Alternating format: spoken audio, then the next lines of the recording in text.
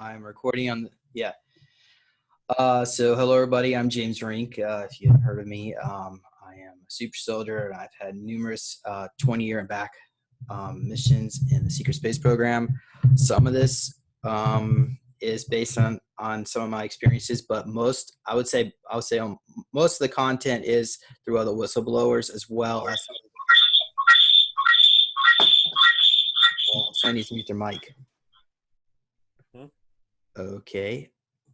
All right. And yeah, so this is a really old version of the tech, but we're going to go through that. So these are a summary of some of the systems out there that some of this is SSP and some was precursors to SSP, but certainly the holographic medical pods, which are, that's what we saw here. This is just a pod, and it wouldn't use the mimetic gels, which are like the black goos and AI femto pastes. But yeah, so they would use this. They would apply a hologram over your body, and then the hologram will create a new wave frequency, field that would trigger your body to grow back whatever was needed. And I'm going to go a little bit more. I'm just doing a quick summary, and then we're going to go a little bit more depth. The holographic cellular regeneration med beds, it's the same technology. That's just a name that Randy Kramer has coined it, and he is attempting to bring this technology out to the public. I'll explain a little bit about Randy in a bit. Of course, I just mentioned about the biomimetic gels. These are like the femto pastes. Some of them are different colors as well. Of course, green, yellow, and the black goo, which is talked about quite often in the secret space program. You don't want to be infected with that. Yeah, it takes away your compassion, makes you extremely intelligent, yet cunning. These goos can synthesize tissue and pretty much bring you back from the dead, basically. The regeneration tank is where they would put some of these mimetic gels as well. Some of these holographic beds have it. This could be a tank where they can put the gel in here.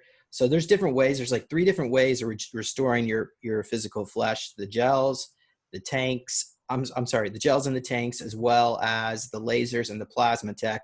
But apparently, and also I guess there's also some pills that you could take, and that's something new. And I don't have too much information on it, but I'll do my best to provide some sources where you can research that. The HET, that's another name given to this technology by SuperTech DSF. He had a 20-year back mission on Mars, and that was the name that the secret space program, or the German group, called this device.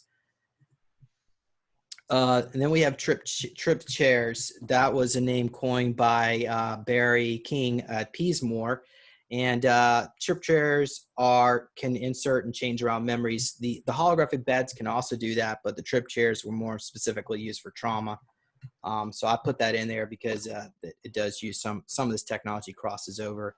The celestial chamber is another one of these forms of this regeneration tech, but that is Jared Rand's version of this all. And Jared Rand, and yeah, so that appears to be more of an ET-based technology, and there's different wave fields that replace one form of your DNA, I guess on an etheric level, with another. So, and then there's the Priory magnetic Bordeaux machine that uses the longitudinal EM waves to time reverse your cells back before they were sick. So that was invented by Anton Priory back in the late 60s, early 70s, but he died in, I think he died around 1980, if I'm not mistaken. But yeah, I have some pictures of that to show you can see what that technology looks like. And that was used as a precursor for this other tech. But the SSP stuff is way more advanced than what we have here. So here's some of the people I mentioned. I'm also going to be talking about Dr. Michael Wolff, and he was in the project he wrote the book Catchers of Heaven. In his Project Sentinel, he worked with this the J typing Omega Delta 2 clone, and he grew it in a tank. So they found essentially these clones were yeah, they had to use a lot of torture and trauma to get them to comply. But ultimately, most life forms, that just like God is all about love, most life forms are trying to seek that balance with love, so they can try to program what they want. But ultimately, the universe tries to return you back to that status. And yeah, we're gonna go a little bit. I don't speak too much about Tompkins, but he does mention the pill that the age regresses you. So there you have it right there. SSP, the regenerative tech has been around at least 80 years, but they have time travel tech. So it could have started 80 years ago, then they go travel back in time 400 years. And then, yeah, so and then there's time freezing zones, time bubbles, portals, where they're outside of time and other parallel realities. So there's a lot that's could be technically what we call time. You have to get your mind out of the linear and see it as multidimensional here. Yeah, so there you have it right there. If we could reduce healthcare costs down to almost nothing with this technology, we would have 20% more money in just pretty much everything we do, all the transactions, because all it's a hidden tax. Companies have to increase how much money they charge, and all that's passed on to the consumer. So, yeah. Okay, so implementation. So Randy Kramer, of course, he's working on it, but he says that the military has agreed to fund.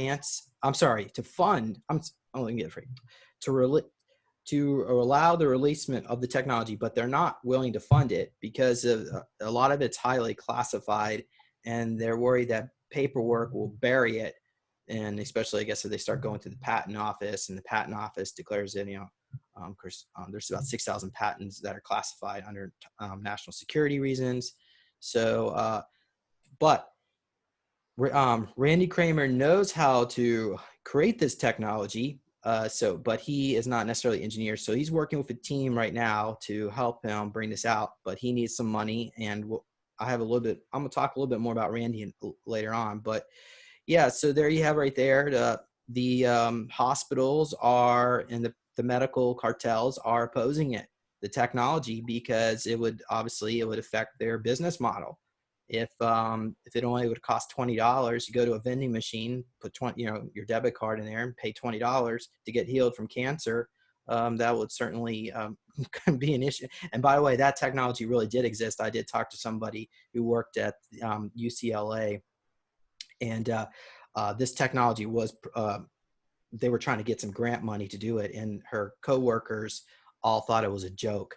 So there's a lot of this mindset of these doctors. To me, they seem very arrogant. I don't understand even why they're even trying to even help people. And it seems like anyway, I don't want to add too much my own personal commentary to this. I'm just telling you what's going on here, from my opinion.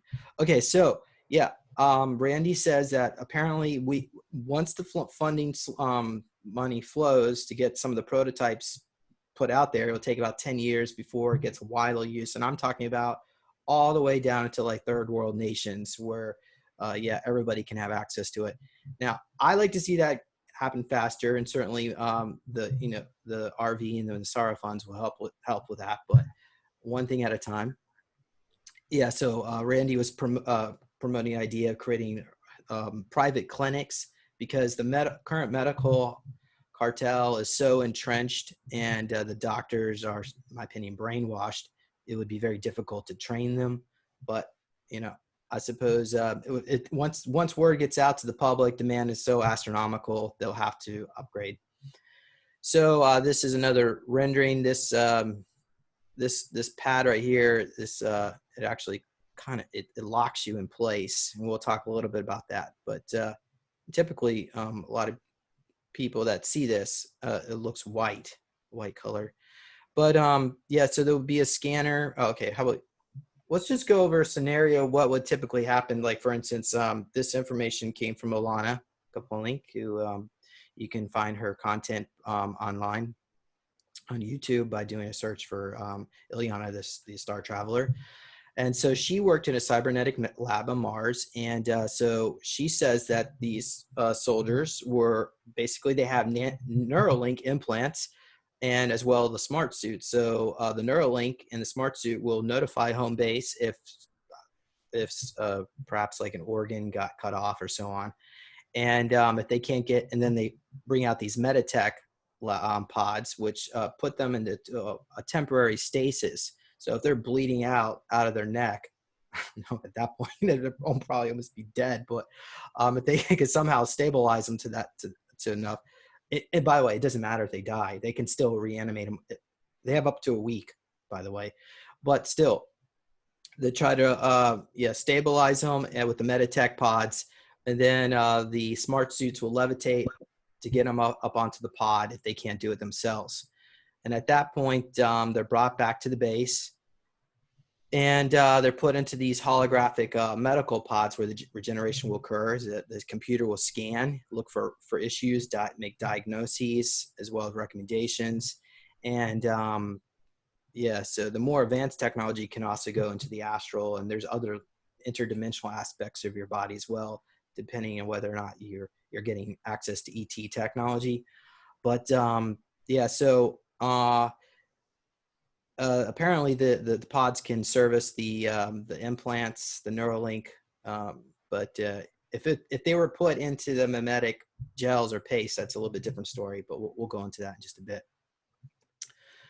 Just another rendering. I would say that would be more like a trip chair right there. But okay, so the machine goes into automatic mode, and once you select what the diagnostic and the repair method that the computer already has pre-programmed, it will go in automatic mode, and lasers would use refractory lenses, and using light scans of the body would try to reanimate a certain organ by inserting a new harmonic wave frequency of a DNA sequence that they want to overlap over the body. And they can also go with different extraterrestrial races, but typically you would obviously the computer would scan your body and determine the most optimum output.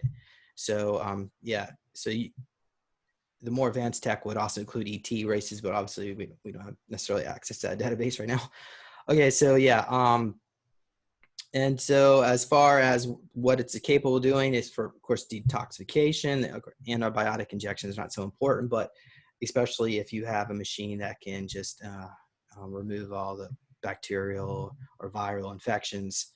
And then cellular reconstruction, cesarean, and stem cells and neurons, and age regression, as well as, I didn't write it right here, but it can insert memories and change your memories around. And we'll go into that a bit. So this right here is just a drawing of the typical pod, and we've got of course the operating shield, laser scalpel. We got limb restraints, which may, like I said, remember I showed you earlier with the pad. This actually might be a good example right here. It's like foam, memory foam, and it surrounds the body and it locks you in place so you can't even move. So this, that might be a more puff up more around the body, as well as it would have, of course, laser mirrors to remove scarring, computer controlled robotic surgical arms, spray and anesthetics, vital sign sensors. Of course, this thing had a titanium base. Some of these would actually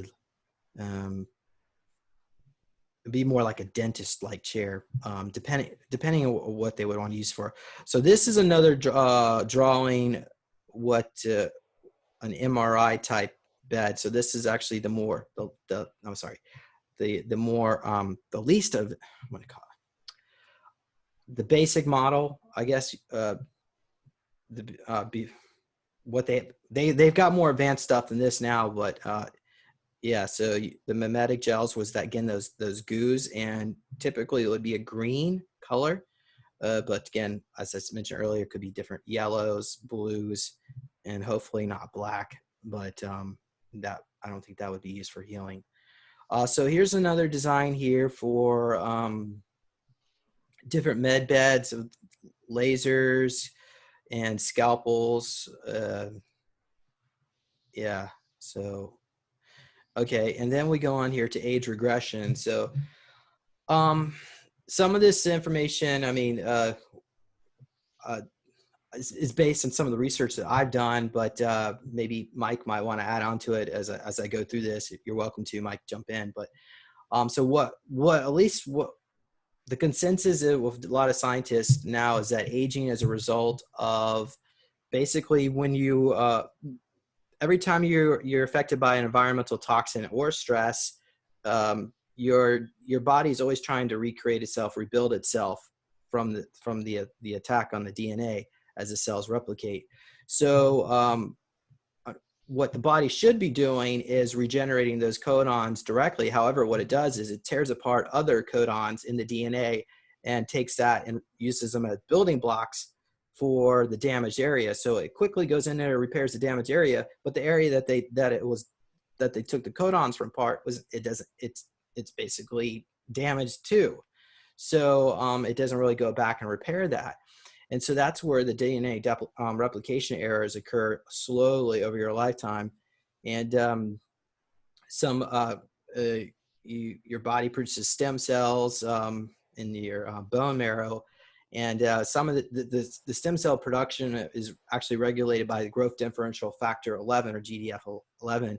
And there are some studies which show that there is some efficacy for age reversal with that, but trying to get some money for a funding to actually prove it, because there's different studies that conflict on that. But I tend to think the earlier studies are more accurate. But yeah, so we've got so the body's degrading about 1% per year, and then so while that's going on, while your body is losing its stem cells, it's also going through a senescence where the cells are slowly dying. And eventually what happens is these cells accumulate in your body, and then that becomes a toxic overload. And then it becomes exponential, where your body is not able to really clear it out. And that's where there are some senolytics, which take out some of these toxins available to that you could take, but most of them don't work very well. And the medical pharmaceuticals they're trying to make some more of these as a drug, but ultimately the turmeric, I mean, you can't beat that. And then Foxio4, which is more expensive, but C60 has been shown to, and that's an antioxidant, which acts like a sponge, removes a lot of toxins from your body. But yeah, so we do have some things that we could do now, and here's what's going on here. But the holographic pods can also remove a lot of these toxins from our body, do it for us. It could trigger the DNA to or reprogram the DNA into that healthful state, as I mentioned earlier, where the DNA is degrading due to age. So yeah, and then the body's chronometer and the zero time reference, it can also be changed. So this is something that really goes into more of quantum mechanics, but at least at Montauk, there have been cases where some of these individuals could become lost. Their ZTR would become lost in hyperspace, and when they come back, they quickly age because the body doesn't know exactly where they are in the timeline.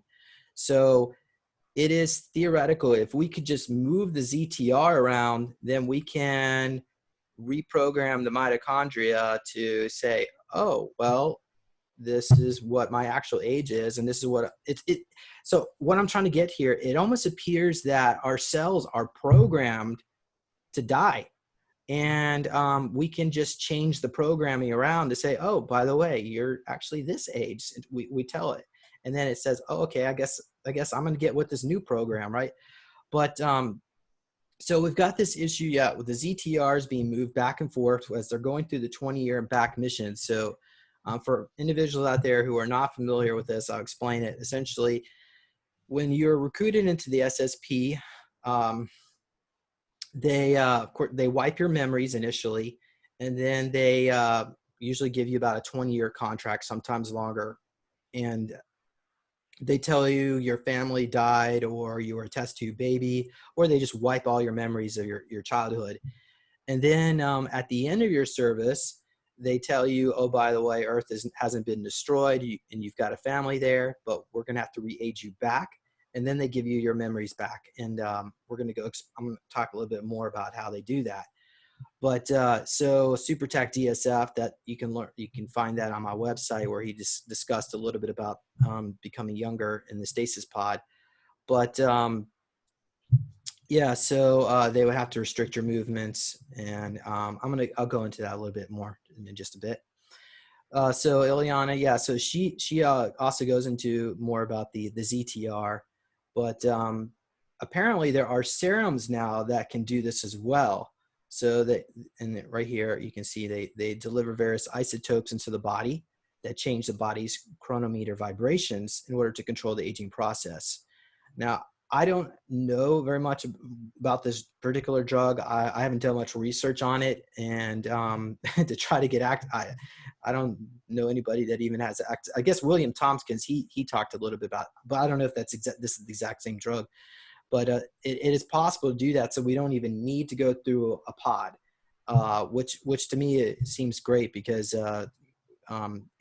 typically you have to be restrained for. It takes about 1 week to reverse 7 years of age in the pod, and they take pictures of your body. The computer creates like a holographic projection, and it'll be like a 1 week basis. Like, it would look at your aging, and then it would create a picture of what your aging would look like a week prior, and then a week prior, and it would create all these snapshots. And then it would slowly create the hologram over you, as I said earlier, the vibration, and then your body would slowly shift into these different snapshots and slowly go back. So it's a very time-consuming. Well, I'll say time-consuming. Yeah, I mean, what? I guess 2 to 3 weeks for a 20-year back mission, but they have to be constrained and so on. So it's not very pleasant to be in there for 3 weeks and not move. Okay. All right. So I do want to mention that humans used to be able to live for 150,000 years in Atlantis, and they also had the technology to re-age. There are some of these cities at the bottom of the ocean and inner Earth where there are people down there that are humans that are that old. Additionally, they tend to be taller, around anywhere between women 7, males 9 foot tall, and even taller. Actually, the average height for beings in this galaxy is 14 foot, according to Randy Kramer. So the fact that we are so short just is a sign that shows us that our DNA has not been fully activated. So in our future, that will be that's basically what's going to happen, is that we can use some of this technology to activate some of this DNA. How to do it is beyond my level of understanding, but so progeria, you might be familiar with this particular syndrome.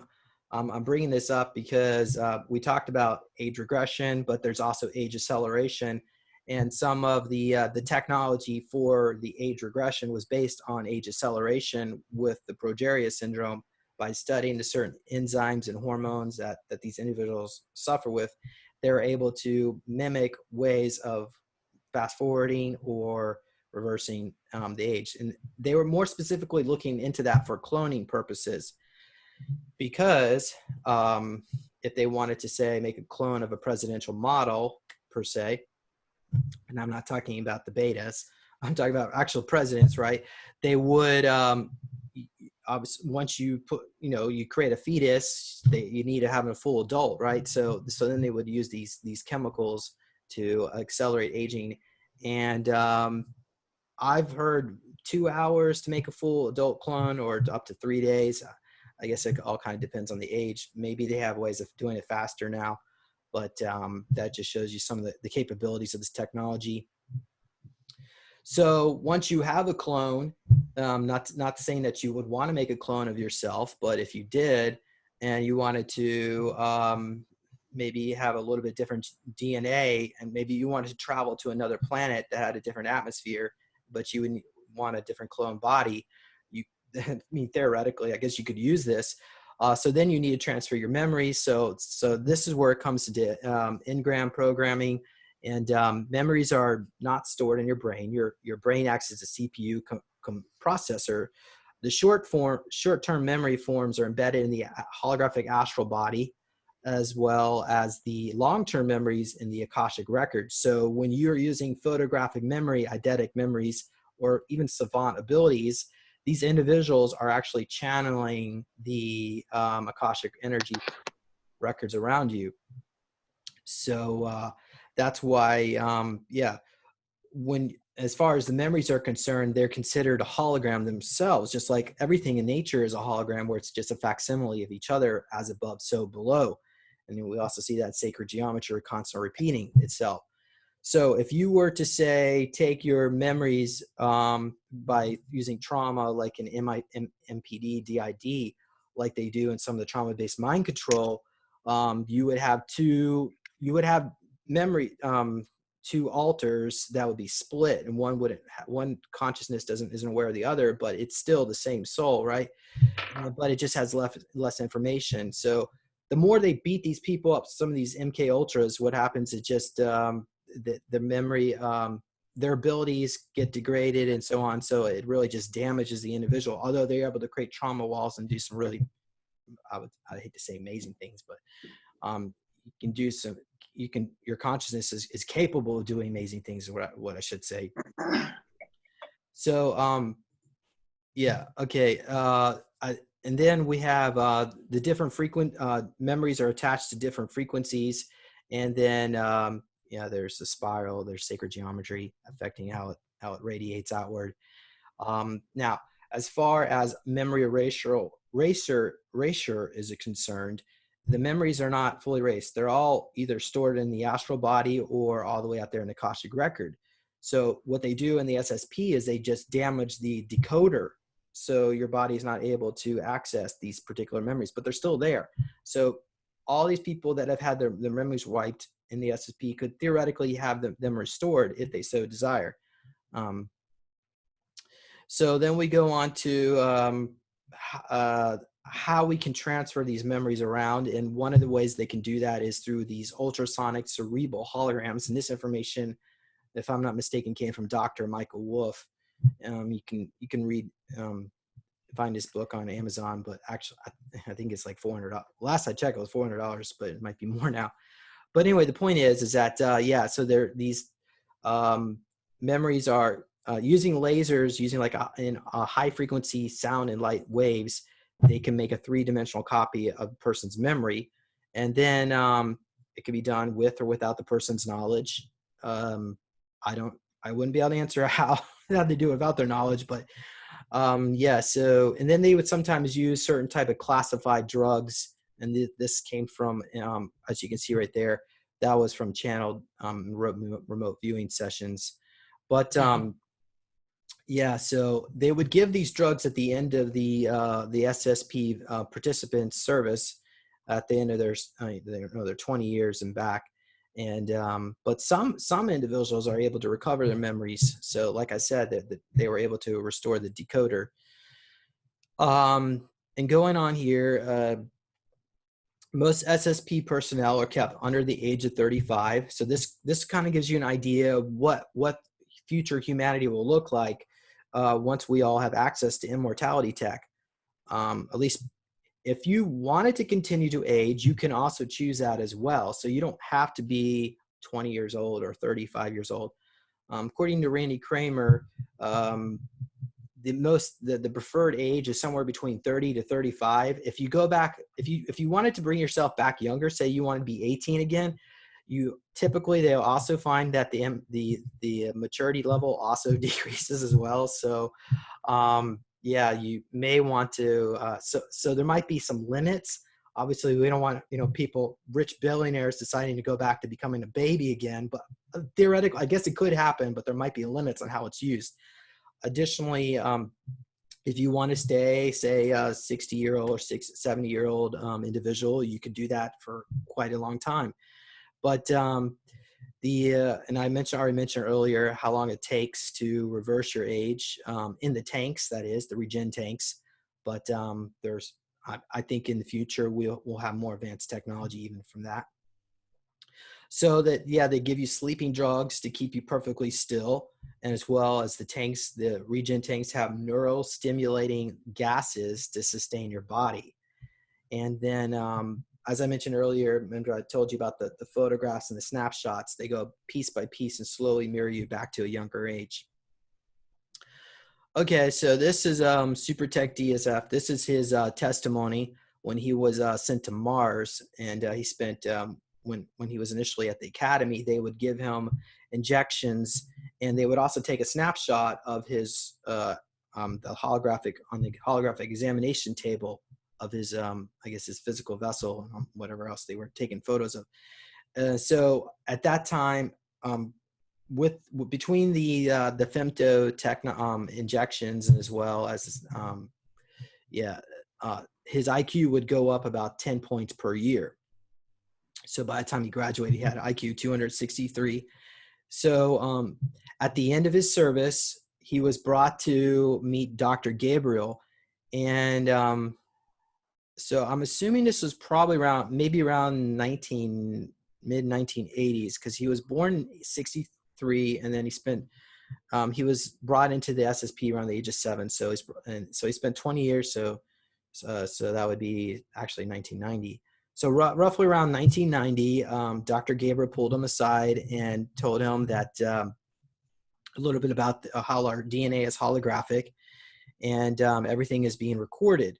So they can just simply change the cellular memory and they can make you forget something or change something around. So Dr. Gabriel told him that he was not a test tube baby, that they made that up because they found initially test tube babies would become psychotic.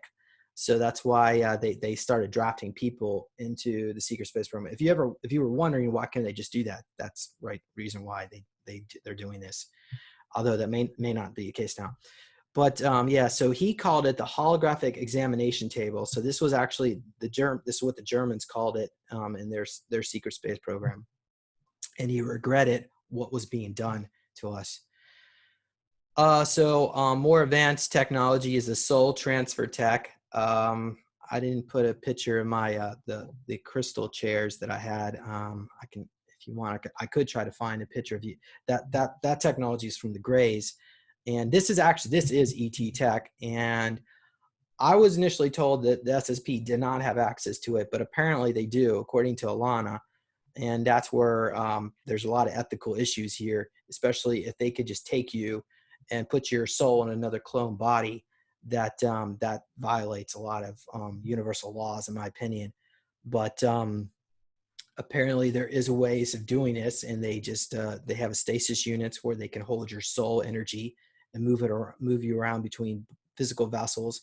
And typically what they would do is they would abduct a human that was about to die, say like in a fire or a plane crash or train crash.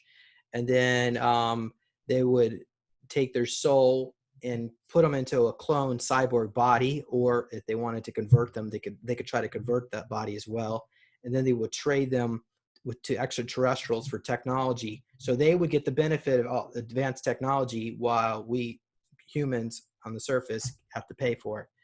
So that's why a lot of this SSP stuff needs to come to an end. And there's a line right there talking about, this is about the Neuralink technology cyber organization process where you can access quantum supercomputers and AI in your mind. And that is probably going to be, I would say that would be a strong probability what's going to happen, at least with the cell phone technology, will advance more into the Neuralink. And it's not necessarily a good or bad thing. It just all depends how it's used. And as long as, I guess, if they use quantum tunneling and not 5G systems in your brain all the time, there might be some benefit to it. Although I don't know if I would want to be plugged into the internet 24/7. But anyway, so as far as other advancements are concerned, the drugs can not only, as I mentioned, age regress you, they can change your bone structure. We're talking about shape shifting, muscle mass, your body size, eye color, hair color, skin color.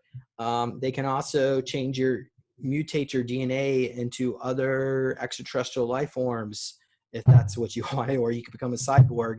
So these are some of the possibilities in the future of what humans, what could define what human is. And here's yeah, I was going to talk about a little bit of femtotech. I'll go more into femtotech just a bit, but here's William Tompkins, and unfortunately he died. But he was one of these whistleblowers that worked on different, I guess, spaceships for the well, for our military, but it was used in the SSP. And but he witnessed the live Apollo level 11 feed where it showed these craft on the crater of the moon. But he was aware of different a pill that you could take that would re-age you to the age. For males it was 21, and for females 25, if I'm not mistaken on that. Or I guess I got that mixed up. 25 for males and 21 for females. And then it would also activate all your psychic abilities. It's almost like it's activating all that etheric DNA that we all have. It's suppressed in us. And incidentally, it probably just like I told you about the Atlanteans that lived 150,000 years, it probably slow your aging way down, although he's not around anymore to really ask him about it. But it still exists out there somewhere. And here's the femtotech. So this is the more advanced technology they got, and these are basically little biobots. And I mentioned the mimetic gels earlier. Yeah, so they can modify the quarks of your atoms as compared to the nano, which just affects like the codons in your DNA. And okay, and so here's a drawing of what Barry King saw with the trip seats. And this, I do recall being in this particular technology. And they can, usually there's some kind of lasers that come down, blue or green color lights. And then you might have a halo around your head, or a mask, a visor. And then they would insert different types of memory engrams, such as a college degree or a new language. And right here, I wrote 2 hours to learn a new language, or PhD, and then a week to learn all PhD. Actually, I think it's a month to learn all PhDs. But a week or a month, what doesn't matter, because at the end of the day, ignorance is going to end our planet. And all the years we put children through to go through school, and at the end, by the time they graduate, they're still ignorant. Really, if you ask me, it's really the education system is just about teaching children to conform and not think for themselves. So this could end ignorance on this planet if we could have this technology released. But they use this mostly for trauma and torture. So go ahead, Mike. No, it's okay. They use it mostly for trauma and torture. Yeah. The medbed technology has an option to do this, to change your memories around and so on. But we could have technology like this put in schools. Obviously, not the trauma part. It wouldn't even really need to be a school, because it's not like you're going to be going to it. It's almost like you do one treatment, and yeah, in Andromeda, they spend 100 years going through the education system, and they learn everything they possibly can in the universe. So imagine if we can extend our lives for 150,000 years and spend 100 years of going through these kind of treatments. I mean, it's pretty much astronomical what we're capable of with, and I guess that goes back into the singularity with the AI, but it's really, humans are also about to have their own singularity as well. Tyler Clark, yeah, this is what he saw, another trip seat. So the Regen tanks, I want to show some image drawings. Okay, first, yeah, they're about 10-foot deep cylinder, and yeah, they can regrow limbs. According to Penny Bradley, who was a Nakwaffen pilot, she said the implants of the cyborgs would fall to the bottom of the tank, so they would have to put those back in. So this restores you back to your perfect status without all the cybernization, the implants, and whatever else other kind of damage they've done to us with chemtrailing and all that, and GMOs. This just shows you some drawings of what it looks like. And there's, remember what I told you earlier, there's some kind of gases that come out of the water that sustains you. And then they give them drugs to to put them in stasis so they don't move. And then if your soul is extracted from your body and put into a clone body, as I mentioned earlier, they can do that. Then your physical vessel can be stored in one of these stasis chambers to sustain it. And then you can go out in your clone body and go out in the universe and do whatnot. Then you can come back. And so, yeah, it's pretty fascinating. Okay, so this is another drawing. Obviously, this is not as pretty as the other drawings, but this is what I guess this is what they would try. I think this is Project Blue Ranger. But this is a Regen tank, and I guess the gel, the mimetic gels are in here, and you would soak in here. And this just shows you a close up what the panel actually looked like. It shows you the stasis, regeneration cells, biological. Yeah, it's like a touch screen. Different medical labs. Yeah, so I mentioned earlier how how the SSP would kidnap people and trade them. So these clones, after they kidnap a human, I say kidnap. Really, I mean these humans were going to die anyway, right? So, but it probably would have been better if they just died, if you ask me. But so they pull them out of the fires and the plane crashes, and then they convert them into a cyborg, and then they're given a med pod and a replicator, a food replicator, and they're sold off to extraterrestrial races as slaves in exchange for technology. So yeah, so it can keep them alive indefinitely. And once we get out into Space Force and all that, once we get out into the universe, we've got a huge mess to clean up to rescue all these people. So it's not just on planet Earth. Here's a cyborg conversion lab. This is Dulce, and this was from 2006. I don't know where that came, who drew that, but I included that, some of the tanks. Now I wanted to go, we're almost about ready to wrap up here because I don't want to take up too much time, but the Antony Priory or magnetic Bordeaux machine, as I said earlier, I'm not an engineer, so I wouldn't be necessarily explain all this, but this was, I think this was around 63 or 68, somewhere around that era, that he built this device that, and you can see right here what it consisted of.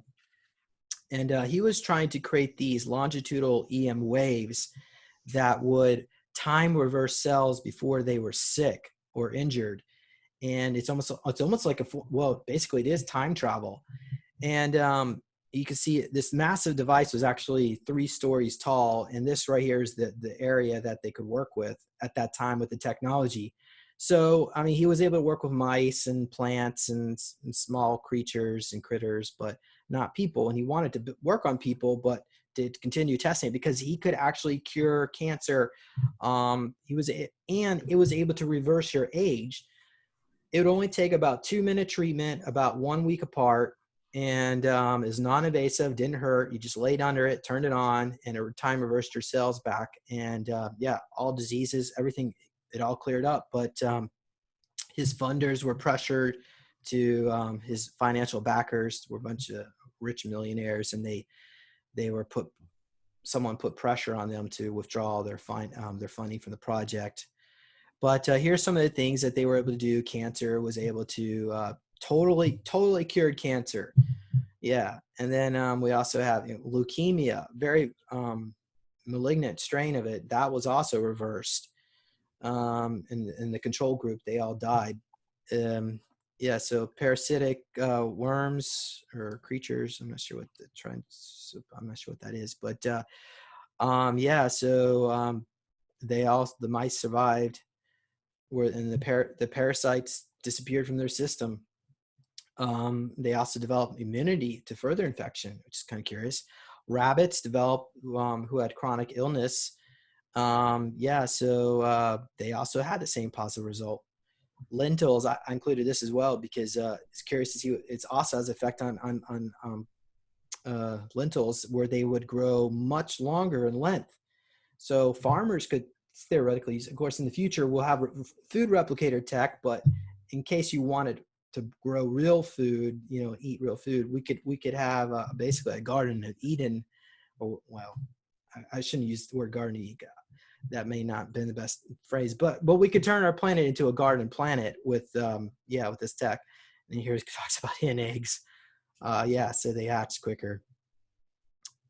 Okay. So I put a link here to learn. You could also just do a search on Google. This information is not really that secretive. I mean, it's secretive if you don't know about it, but yeah.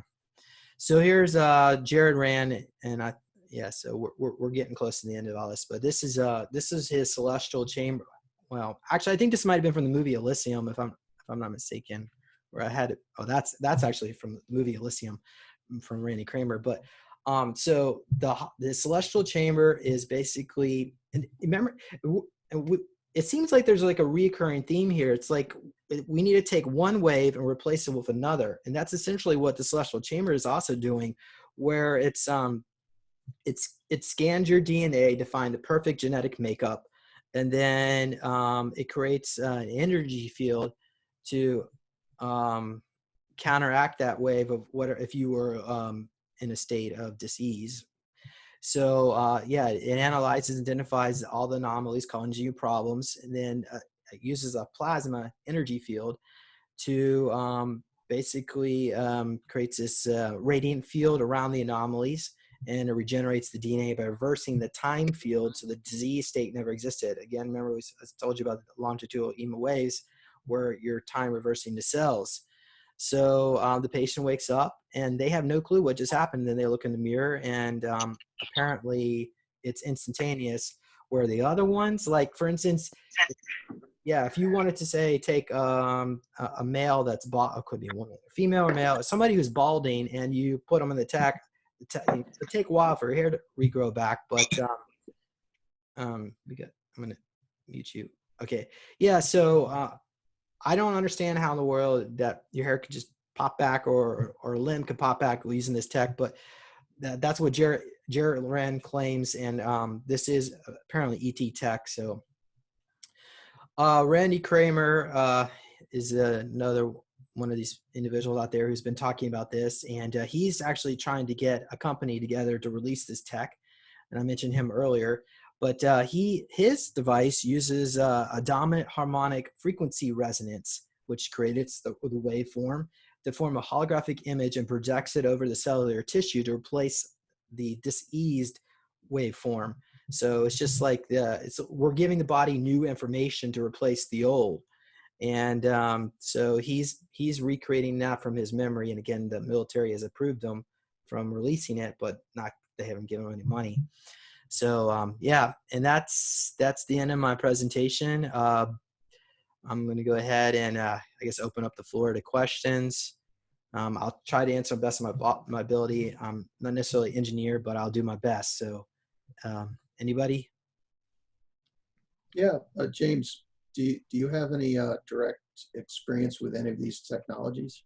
I remember being placed in the trip seat, and in that particular case, I was remote viewing a clone body, so I couldn't really tell you what it felt like other than what I saw. And there were these appendages that come down that look like a metal snake, and they had little needles that would attach to your body. They could strip your skin off, and then in that particular case, it was we're talking trauma torture session for me, but they also have little needles that can go in and shoot you up, and in my case the needle was going in my mouth in that particular experience. But the foam pad would lock you in place. As far as the regen tanks, I'm extremely confident that I've been placed on those as well. I've been through numerous 20-year and back missions, but I don't have recall on that particular technology at this time. Gotcha. One other question for either you or Mike. People keep asking me if about 5G and how it caused or was partially the cause of COVID-19, and if all of that has been changed over to the the 5G that's beneficial, so to speak, or that wouldn't do any harm. Do either you or Mike have any comments on that? Well, I mean, we certainly have Starlink in the works, Yeah. but I mean, that's going to blanket the whole planet in 5G. But I think we need to have quantum tech tunneling, and Mike has actually talked a little bit of that. He's more an expert on. Yeah, that's one of the things that I'm going to lay out here in a little bit is about the etheric antennas, which do exist, whereby the computer or cell phone can communicate directly with the other computer or cell phone anywhere in the universe, quite Would literally. that be like 6G or something like that? Or But it doesn't use frequencies. right. That's what I heard. It's just like a goes through the gaps. crystal. It's like immediate transmission without any. Yeah. And there's no distance restriction. It could be anywhere in the universe because it's Correct. portaling through, I guess it's going through hyperspace outside of space. Well, space and time don't actually exist. Yeah. So the 5G that's installed now, is that harmful, or did they change it over? Trump supposedly found some people that added a magnet to the antenna. You know, those little 5G antennas that Yeah. set up to 60 megahertz, and that magnet changes the flux, the spin flux of the microwave. So it's no longer damaging, and it actually should be quite beneficial. Yeah, there you go. Yeah. Well, let's hope so. And actually, we could do that ourselves just by putting a magnet and a crystal and taping it to those antennas. You could change them, you know. And Diane, They do that with a bubble, right? What? Didn't you do that with a bubble with that lady that was having the migraine? yeah, right. Yeah, Yeah. Diane's on here, and as well as other people Right. have sent euphoria to the 5G system to the point now in her neck of the woods, it's beneficial. The Right. birds are all flocking around the the 5G antennas, Right. because there's good energy coming off of them. It's the only reason that they would be doing that.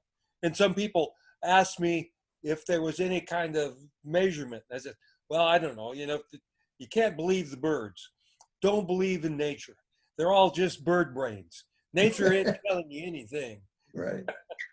I saw them do it more than once as well. It wasn't just the one time. Like I got out on video a couple of times.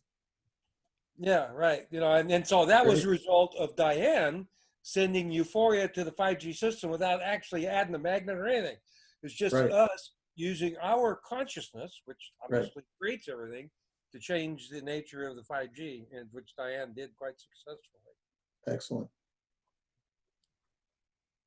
And other people have too, not just her. There's all over the world, bubble techs all over the world doing this stuff. Any other questions? Are you all ready for exciting? So, James, I've got a question. I'm wondering where SpaceX and Elon Musk fit into all of this. Do you know, is he working for the good? No, he's a blood drinker. He's a what? He's going to be going down. I also heard the guy is like, he's like AI, or he's infected with AI. I don't quite understand how that is. I just haven't been able, I'm just not sure about him. I watched a really good interview with him, and I was actually quite impressed. I think this was last year. So that's what you've been hearing, Mike, through your rumor mill. The guy is going to be part of the mass arrests. Yeah, of course. Right. No, he's not. He knows, of technologies like we know about. Okay. Yeah. But he doesn't implement them, and he's going the opposite direction. Like SpaceX. What do you need? We don't need SpaceX. Sure. We've got the Tesla Utron. We can go anywhere in space and time instantly, and we've had it for years. Mm-hmm. And if he, being an entrepreneur, and a businessman, all you got to do is put in Tesla Utron, bam, it all comes up. And for some reason he doesn't know that. That's a bullshit. So I read a report one time of, this might have been a free energy inventor. I couldn't tell you, I don't remember specifics, the names, but what I do recall is that the individual approached the Tesla Motor Works to implement this system, which would basically utilize over unity in their electric car vehicles. And so the response to the, I guess, upper management of Tesla Motors is that they're only allowed to do about a 1 to 3% improvement of the performance per year. So if they automatically implement over unity, that's like you go from only what 20-30% efficiency to 500x efficiency. It would just raise too many questions. So I guess they're playing along with the cabal as well, going along with that agenda. Oh, well, maybe he's poisoned himself to be ready to go to build these technologies and distribute them. We'll see. He's got robotic manufacturing. I mean, they are already up there, these satellites, and do you expect them to be taken down again? Yeah, right. Yeah, correct. Yeah, Elon Musk has already put up the 5G satellites. That he wouldn't be doing that if he was humanitarian. So you think that those Starlink satellites are when they blanket the planet with the frequencies, it's going to be really bad for our health, those particular satellites? Well, it's already 5G, which has already come, and there's people that have put together that every time we have some kind of worldwide electromagnetic system put in place, there comes some kind of pandemic, that wipes out a whole bunch of people. Fürstenberg, Arthur Fürstenberg is the guy.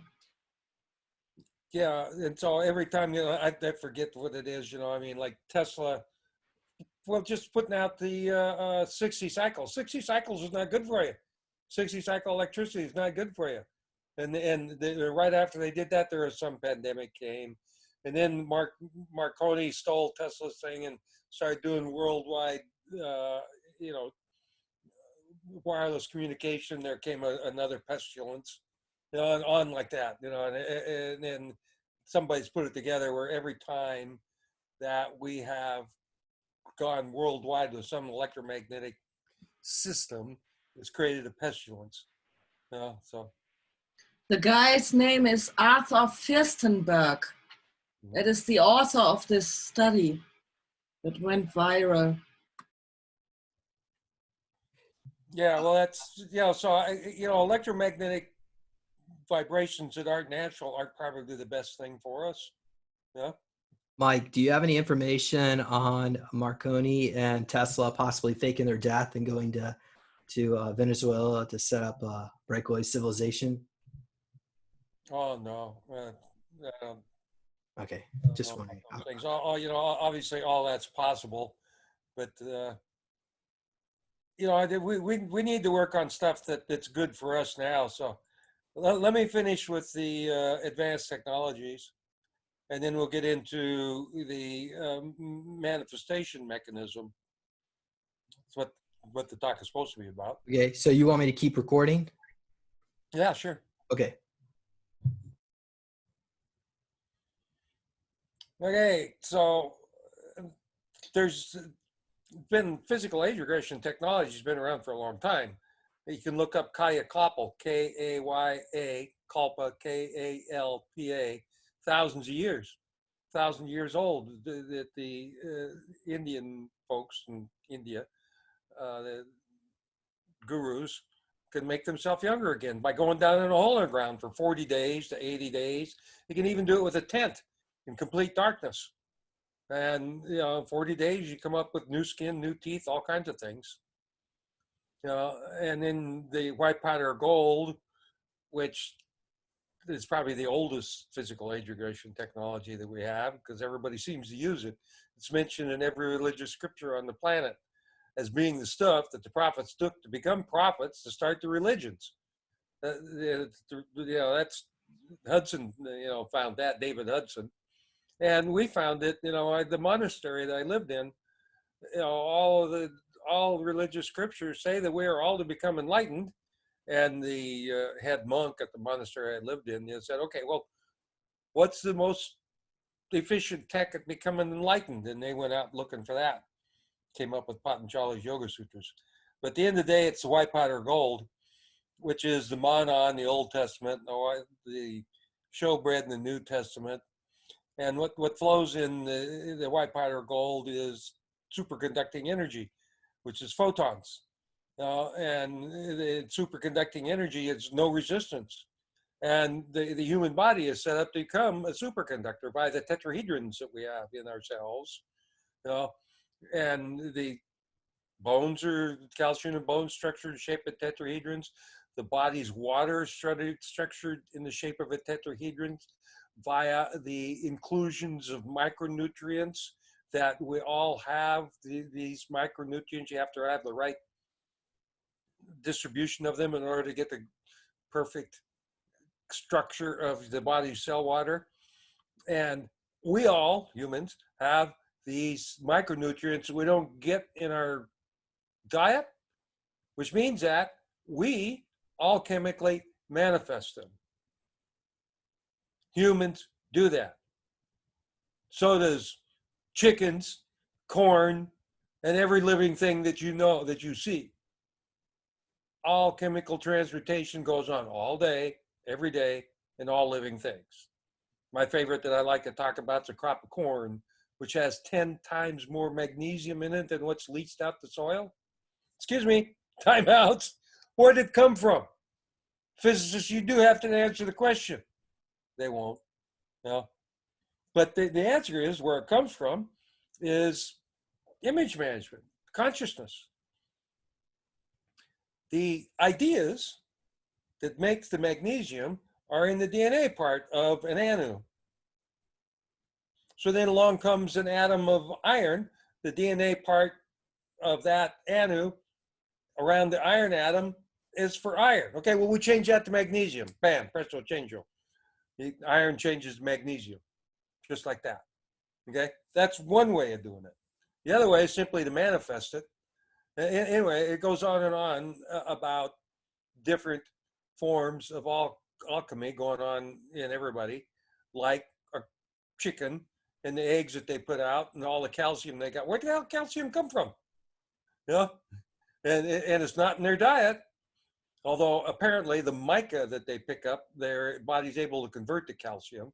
When they're out pecking around the barnyard, that's they're picking up mica. And it gets converted to calcium. So anyway, alchemy goes on all day, and even in us humans, like you're talking about doing shape shifting earlier. Yes, we can do that. We can do shape shifting. We do all the time anyway. That's it. But so there's lots of different physical age regression technologies. Max Langenberg has got water that adds telomeres in a DNA change, corrects genetic defects, and does physical age regression. He got in trouble for that because they did it. The guy that wrote the book "Men Are from Mars, Women Are from Venus." What's his name? He has a Fort Bragg, California. And Max went down there and put in a full-on system for him. And there were 20 autistic kids came. And after 2 weeks, they all went home cured, no longer autistic. And so that created a big buzz. And the FDA come and put their thumb on Mr. Langenberg. And he had to close down all of the spas, which he only had like 2 or 3 spas like that did physical age regression. He still sells the water. The water that he sells has monoatomic oxygen in it, which is like the white powder of gold, which is monoatomic, which is nonpolar, which flows the light of life, which is you can add it to yourself. It's just like eating the white powder of gold. You eat the white powder of gold properly, it will do physical age regression on you. That's in the religious scriptures. They describe how to do that. You know, you got to go on a 40-day fast to do that, you know, which not many people are going to do. And so that's why I've come up with the Dream Machine. And it's not me that came up with it, it's Merlin, you know, because this Dream Machine is going to be the best of all of the technologies for age regression, like what we're talking about, simply because it's the simplest. And it will allow shape shifting. It'll be a enlightenment device in a ascension seat, like the Ark of the Covenant. The Ark of the Covenant's full of the white powder gold. What flows in the white powder gold is superconducting. It's non-polar photons, and those non-polar photons is the light of life, and they flow in a superconductor, and the human body is set up to become a superconductor. All superconductors, when they're flowing sufficient energy, levitate. So, you know, becoming a levitating superconductor is not too difficult. You're set up to do that. Yeah. And the Dream Machine will allow you to do that. And so the way the Dream Machine works is at ionizing xenon. And you find xenon in a lot of other things. It's also in the tubes that make the replicators. The replicators have sets of 7 layers of tubes, because you got 7 image-only realms that make one physical realm. And they got 3 of them pointing at one another. And those the tubes are rectangular, or well, square really, and they have xenon in them. And there's a grid in there that's like an analog computer. And the grid picks up information from your head as to what you want to have manifest, and that's the way the replicator manifests it, is it basically draws it out of your head. And the technology whereby that information is imparted to the replicator, I'll explain to you here in a little bit. It's an advanced technology about being able to communicate anywhere, instantly in the universe. But let me finish with the Dream Machine. The Dream Machine I put on there as kind of a cow catcher, you know, telling you guys about the advanced technologies. And the neat thing about the Dream Machine is that it puts you into a non-polar field. And the only information in that field that's organizing information is your DNA and the idea that's of you, that's in the mind of God, or actually like the CIA and the Monroe Institute call it, the universal hologram, which is the hive mind. That's the mind of God. And the mind, and where that comes from is us, from us as dreamers, and as dreamers, as pure consciousnesses. We are dreamers. Our bodies are also dreamers. And those are basically the only 2 sources of images that have been imposed here where this multiverse is, where we're at, is the dreams primarily of our pure consciousnesses, that has our pure consciousnesses have set up this shit show that winds up in an extinction event. It goes through the Mayan calendar or the Hindu Uyghurs at the same period of time. And then you have a mass extinction event where 90% of the DNA leaves the planet. Then a little while later, you have a Genesis event where it all blinks back in. It'll do the same thing all over again. It's like ridiculous. And the only thing that I've been able to see in the genetics that has been changing is that humans are getting smaller, dumber, and weaker, where everything else grows due to the rule. Like attracts like, I am that I am. Everything grows, except humans. We get smaller, dumber, and weaker. Must be a goal. It has to be a design to make humans smaller, dumber, and weaker. For what reason? Answer: to make more of us, so we can. So when the party starts, we've got plenty of idiots to provide content. And that's the case. So you too can be a Borneo tribesman with a plate in your lip or your nose or wherever you like it. Oh, excuse me, you already are. It's the entertainment system. What we have here is an entertainment system, and we're all doing it. But we're breaking out of that, and we've already broke out of it. And the system for breaking out of it's euphoria.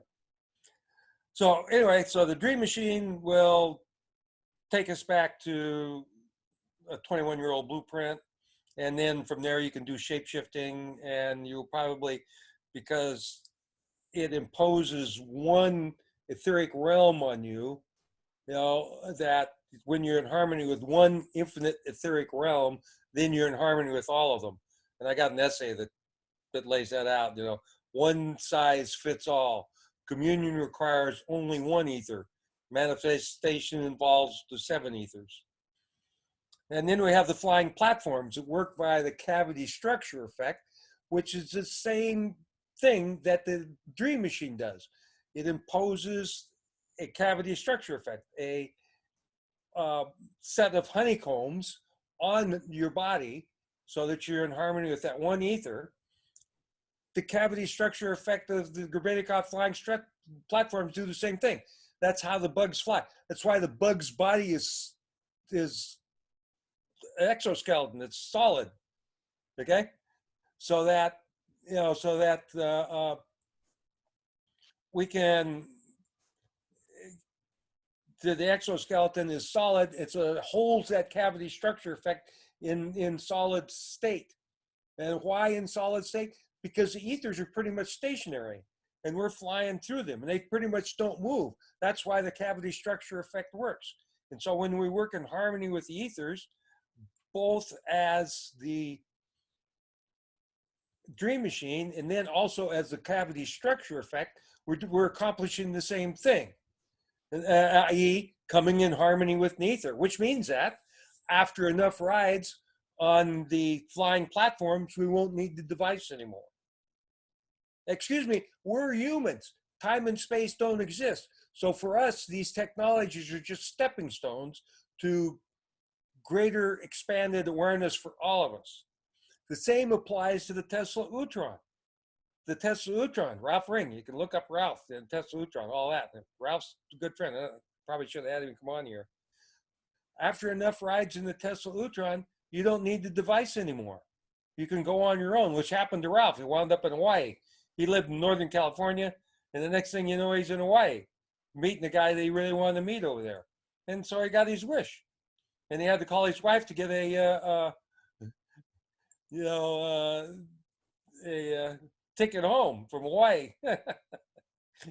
He only did that once, But the point is that you very definitely can go on your own. In other words, us humans can do teleportation, telepathy. It don't matter. All of that stuff we will be able to do. And Bubble Tech makes that possible for all of us. Now, these other technologies maybe is a quicker stepping stone to getting to total freedom, where we as humans can levitate and fly and do all those kinds of things. We're not that far away from it. We're very close to it. Okay, so now here's a tech that you probably haven't heard of. We talked about it, and that's the etheric antenna. And so my solution for that is via a Fogel transistor, which is just a transistor with a capacitance plate. Okay, and so you got the transistor here, and you got the capacitance plate, and in between the capacitance plate, there's no frequency. It's non-polar. Okay, so what do you got in there?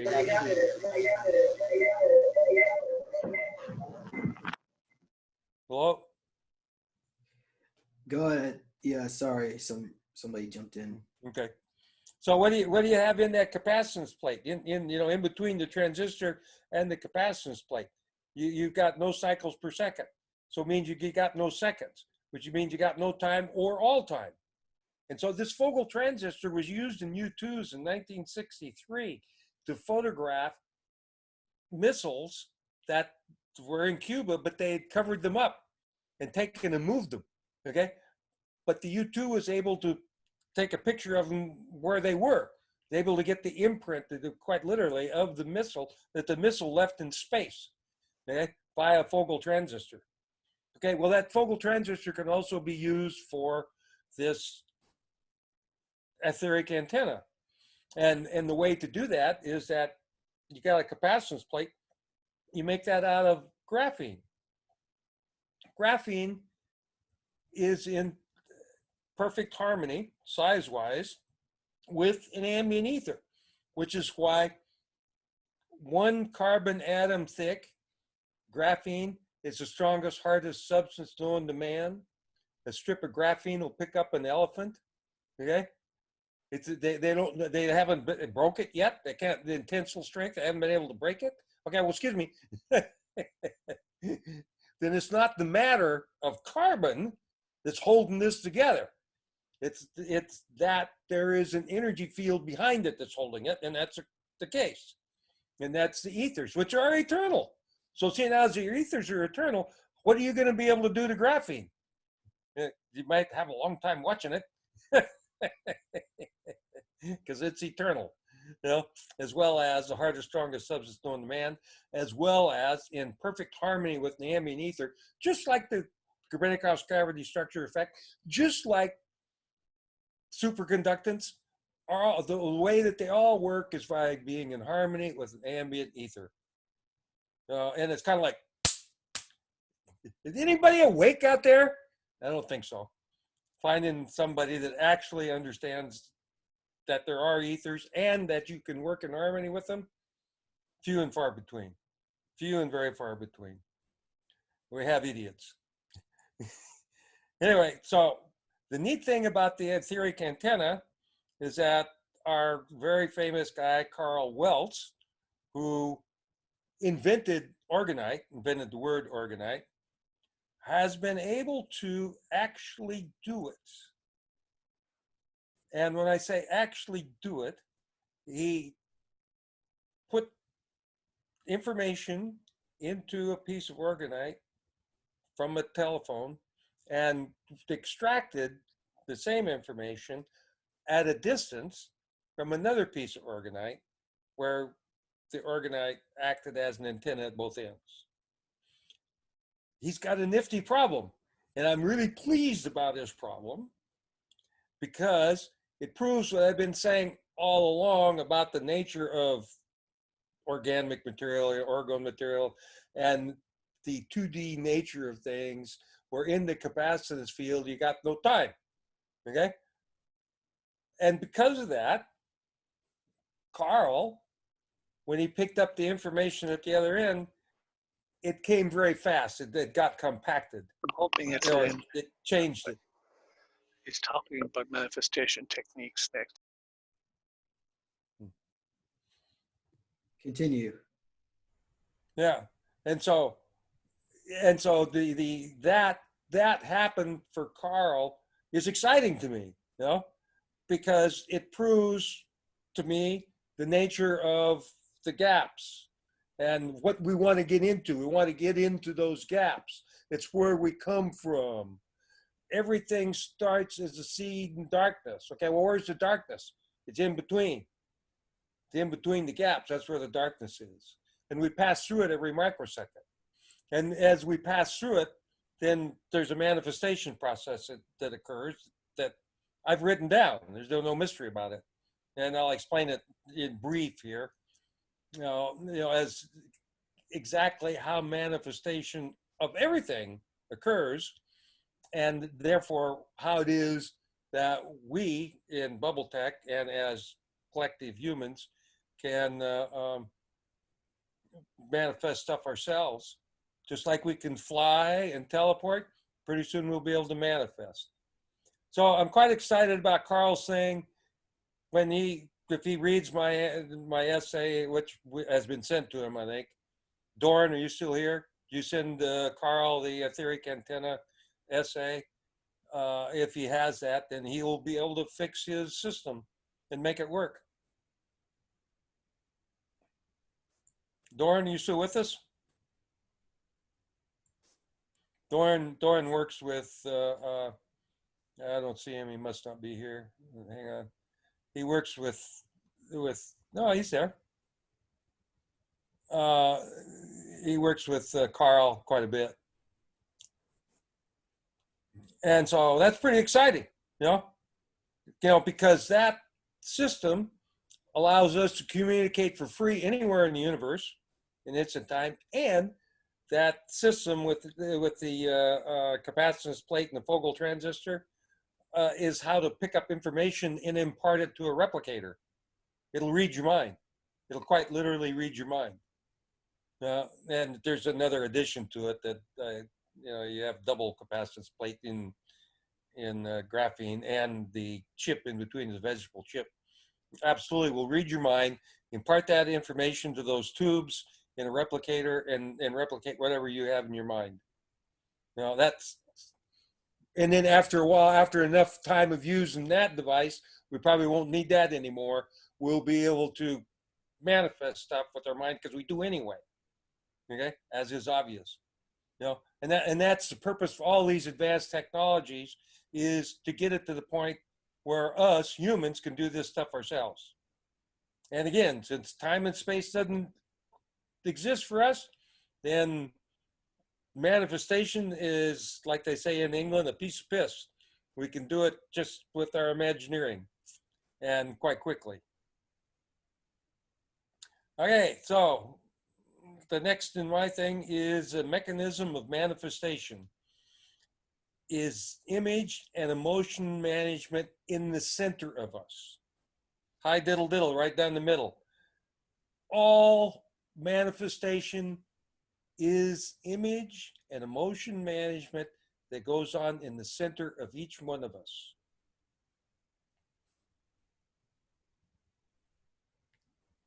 Time and space doesn't exist, so what we see is what we collectively agree to. It's a hive mind shit show, what I call it. It's what goes on. Okay? And because time and space don't exist, we all manifest it. There isn't anything out there that you can pass judgment on, because it's you doing it. If you can see it and you can label it, then you're doing it. Period. There's no wiggle room on that. It's the nature of consciousness. So you go around raining hate on stuff when like we are with the cabal right now. We manifested them. We needed them to keep us separate from one another. The goal of consciousness is separation. In a way, separation is freedom. And why is it separation freedom? Because you're no longer involved in knowing everything. And you're no longer involved in continuous orgasm. Those are the two big problems we're trying to get away from. And I cut out of the shit show, the hive mind shit show. The shit show has the goal of creating separate beings. Because separation obviously is quite difficult. Otherwise we wouldn't have a shit show, would we? I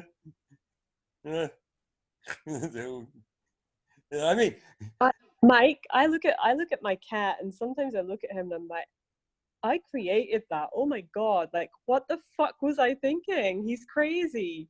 He looks like nearly cartoony sometimes as well. It's insane. Yeah, well, it's us. The 100th idiot effect always applies. Eventually, once we blow all the low shot the ethers, which bubble tech can do, then we can manifest on our own, like Sai Baba does and Baba G and all of those kind of guys. But the reason they have ashrams is so that like-minded people are able to move collectively, as we do. 100th idiot effect always applies to higher states of consciousness. Now, what are these higher states of consciousness? Maybe we should think about lower states. Maybe we should think about friends in low places, because everything comes from darkness. And once you come into darkness or into a manifestation substrate, then you are connected to everything, and it's all transparent. There isn't anything that's not known. It's all transparent. Yeah, And that's really obvious. yeah, right. Yeah. But the neat thing about euphoria is it cuts off that transparency, because the euphoria, the way memories are tagged together or held together is that through the boundary layer, through the five-sided ethers, it tunnels through the ethers. The emotion is in spin in a five-sided ether, and it goes from one layer to the next layer to the next layer, and when it gets the seventh one, it circles up, creates a toroid, okay, and it's a six-sided hexagonal structure with a point in the middle, so it's a toroid in and of itself, and it's all hexagons have seven because it's got a center point, and so you have four image-only realms that are let me show you, that are four-sided, and I'll show you that. It's right here.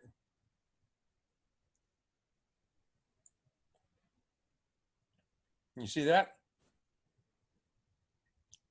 Yeah. That's a first ever photo of light taken, showing light as a particle and a wave. And you can see the four-sided, the rectangular ethers, each photon is in its own packet. And you can see that you go through the seven cardinal colors. And you can see that they change in size, and that change in size has to be according to the Fibonacci series, and it is. And it is then, therefore, that this information that's in the four-sided ethers came from the hexagonal ethers.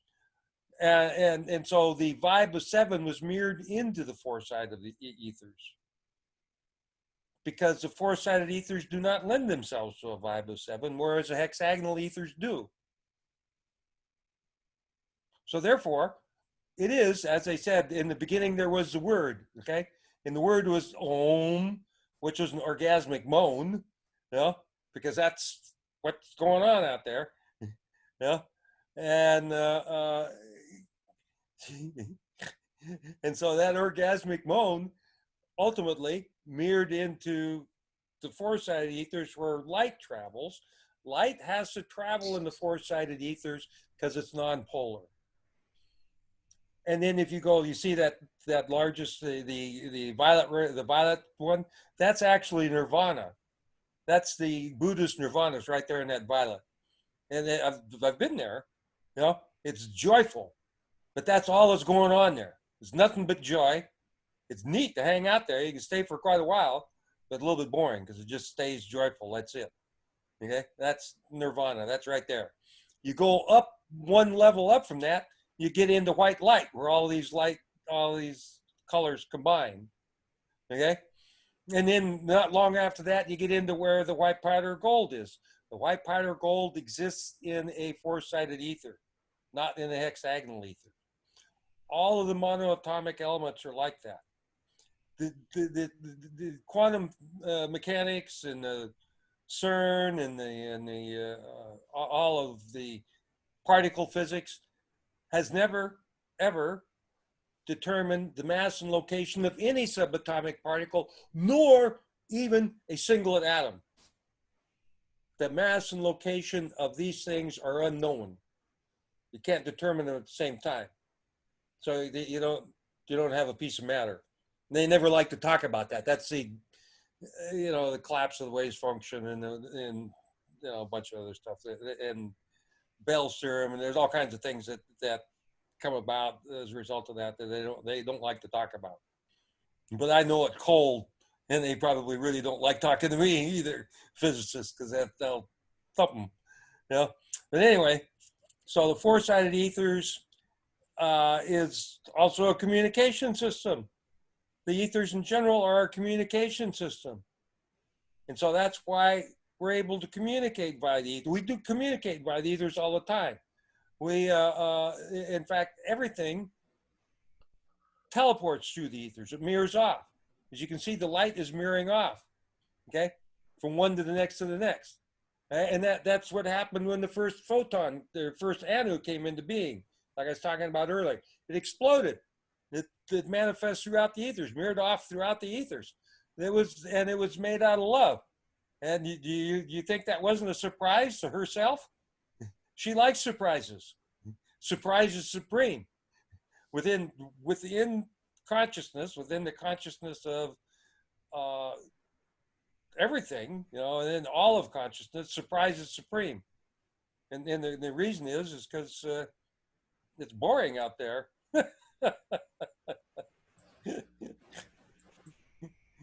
Yeah, and as is obvious, otherwise we wouldn't have what we have got going on here. Okay, so back to more to the mechanics of manifestation. Oh, I love this. Okay, so this is important, and this is something that I've been wanting. The Diane and others that are getting the quickening. If you start thinking from your center, instead of thinking in your mind, you feel the heart chakra, and then not just the heart chakra in the way that that energy manifests on our sternum. Go inside your body, and manifest euphoria inside there. Okay, and then think from there. Put your thought processes in there, and you'll be getting the quickening all the time. Yeah, I do that as well. Yeah. I actually can't stop laughing at the minute, all the time. Yeah. And the way that I do it, and it's instantaneous, is with the toning. Like that. And at the same time, I'm seeing it in here, instantaneous. You know, and if I kept doing it, I'd start doing the whips and jingles straight away. Happens just like that. You know, it's very, very important. And so the toning, I get it about 24/7. It's crazy. wow. Cool. Well, that's the glow. You're close to getting into the glow. You're close. You're very close to having an ascension event. You know, and if the ascension event or the enlightenment event occurs due to us focusing in the middle of us, then that's the best way. The old way of enlightenment was the rapture. The rapture is where the spiritual body overtakes the physical body. That doesn't work. And the reason you know that doesn't work is because it's described as how all Jesus and everybody else, all of them became enlightened in that manner by the rapture. Okay, well, the reason we know that it doesn't work is because not one of those guys ever taught us telepathy. Not one of them. Zero, none. So they don't want us free, and they're not on our side. And when that spiritual body overtook their physical body, it came from hive mind. Okay, had to have come from hive mind that wants humans to remain as puppets, which we have been for a very long time. But now we've broken out of that, which is a cool thing.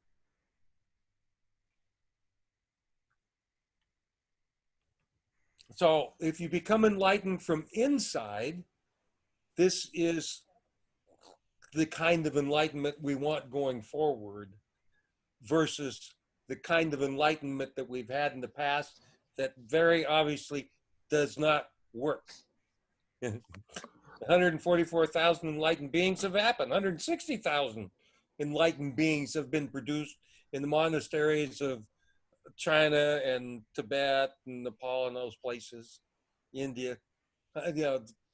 Greg Braden tallied it up somehow, another 160,000. It doesn't frickin' work. If it did, you'd know. This place would be a lot different. Well, it's gonna be a lot different. I don't know though, Mike, because they say that like I know people that are like full on masters. Full on what? They're like masters. Like they're immortal. Yeah, well, in order for them to be actually on our side, then they would be teaching us telepathy. And if they're not doing that, then they're not on our side. It's just that simple. I don't know. Doesn't telepathy just not happen once you get to like a certain level? If you focus on doing it, I mean, well, it's very obvious, Diane, please. Yeah. The way that we cause things to happen in bubble tech is via telepathy, via imagining things. Yeah, for sure. And there's people in bubble tech, myself included, that have had a lot of spontaneous telepathic events that have occurred as a result of being in the bubble field. Yeah, it makes sense. Huh? It makes sense that it would intensify it all and like make it stronger. Oh yeah, it cleans the ethers, so that all of these things can happen. And bubble tech is mankind's most important technology, and all these other technologies are wonderful, but at the end of the day, it's bubble tech that will take us to the next level. Yeah, agreed, for sure.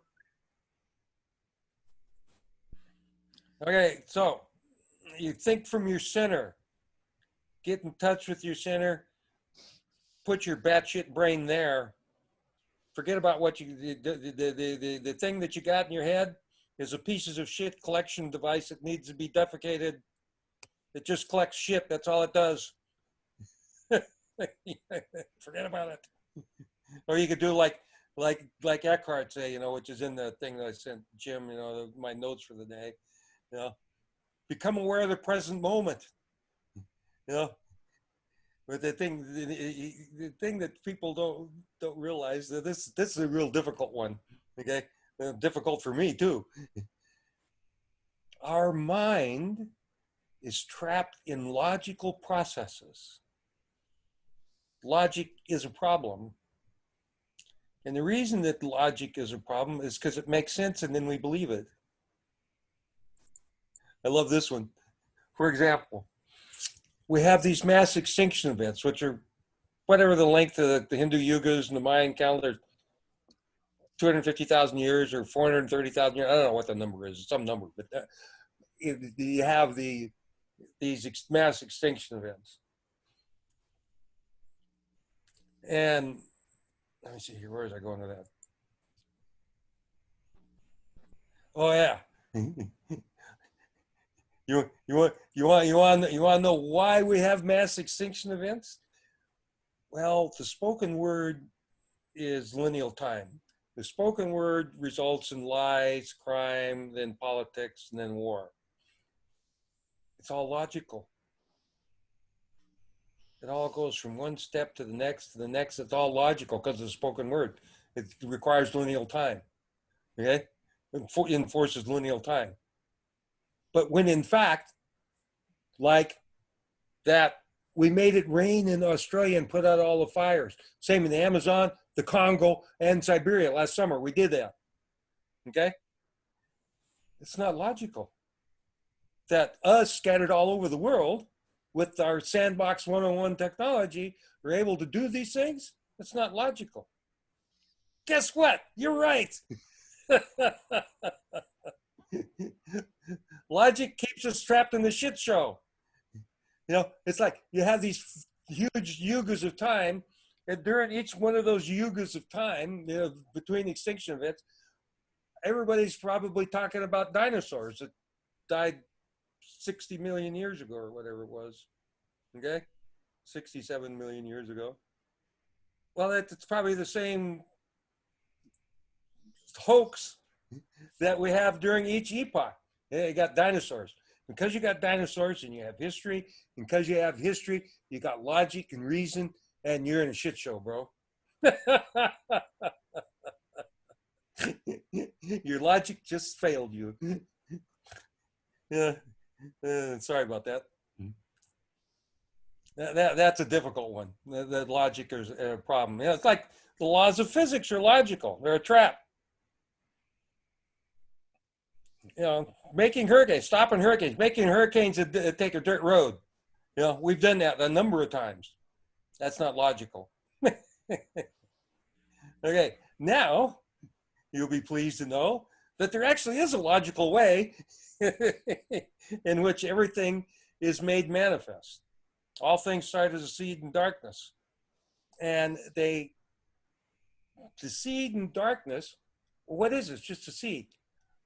The next thing that happens out of darkness is a little circle. I am that I am. We all do that every microsecond. All of us, all humans, start at the same time, every microsecond in darkness by going, I am that I am. And so does everything else. The rocks, the trees, everything does that. It all has its own consciousness.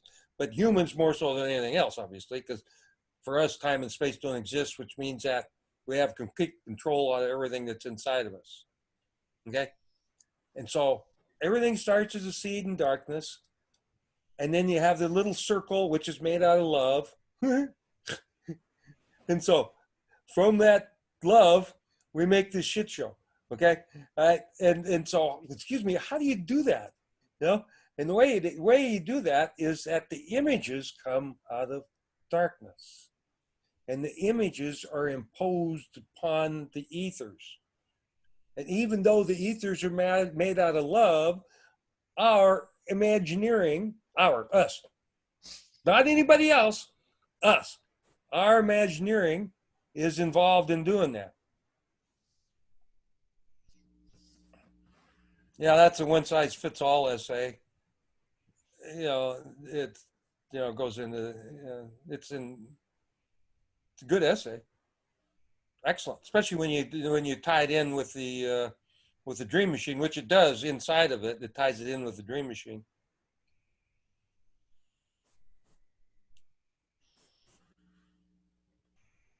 Was there anything here you want to look at in one of these essays? I've got photos of the dream machine, but I don't know where they're at the moment. It's just like a sunbed. Bottom line, it's very similar to what you showed earlier, but the dream machine is a lot simpler. A lot simpler, because the information's already there. We don't have to go capture the information with technology. All we have to do is capture it with our own noggin, and our own desires.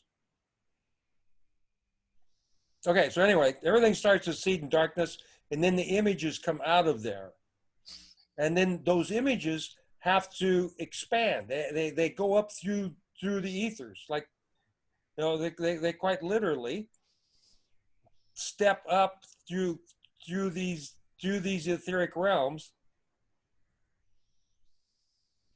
And just like this. So you can see here, that's the etheric realms where this light is. And this light is the building blocks for the images. You can impose images on that.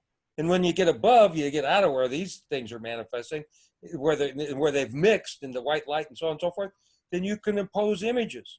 And so the images start way down in darkness, and then they come step up, step up, step up, right through this until you hit the 5-sided ethers. You have, in between the 4-sided ethers and the hexagonal ethers, you have to have a 5-sided boundary layer, which is the ultimate place that we are ascending to where our pure consciousnesses collectively are ascending out of lonely darkness into the euphoric gray boundary layer. And the boundary layer is in between light and dark. It's gray. And it doesn't have love or fear. It's just got euphoria. It's in the duality. And the boundary layer is 5-sided. So this is the 5D that all of the metaphysical people talk about. I always kept asking them, show me 5 dimensions. They're not able to do it. It turns out that it's not 5 dimensions. It's a boundary layer that's pentagonal ethers. That is where our pure consciousnesses are ascending to.